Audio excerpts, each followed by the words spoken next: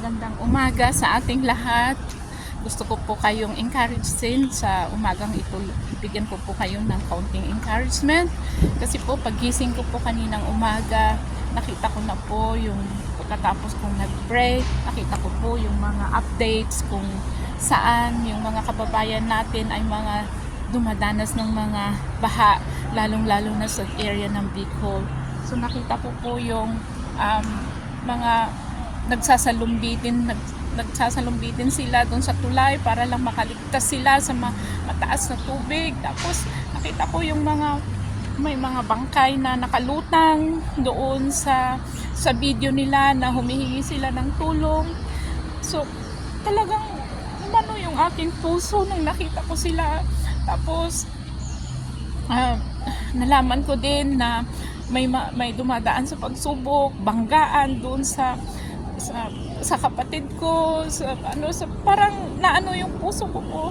Kaya nung kaninang umaga habang ako po ay nagkakape, tumutulo po yung luha ko.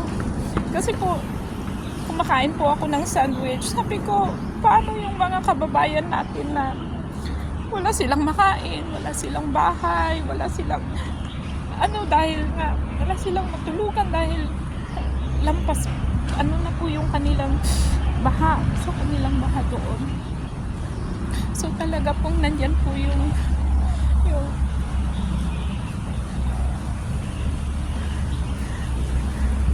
andyan po yung desire ng puso ko na makatulong in a way, pero wala po akong magawa kung hindi manalangin.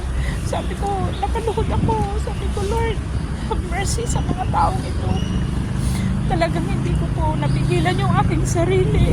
Sabi ko, Lord, kawawa sila. Pero it's time to know na malaman nila na may Diyos na buhay. Kaya sabi nga doon sa Proverbs 3:5-6, trust in the Lord with all your heart and lean not on your own understanding. Sabi ganon. So, acknowledge Him. Sabi niya, dapat talaga and He make your path straight. Sabi niya, kailangan talaga matuto tayong lumapit sa Kanya. Matuto tayong tumawag sa Kanya dahil Siya lamang ang ating tagapagligtas at Diyos na tagapagligtas.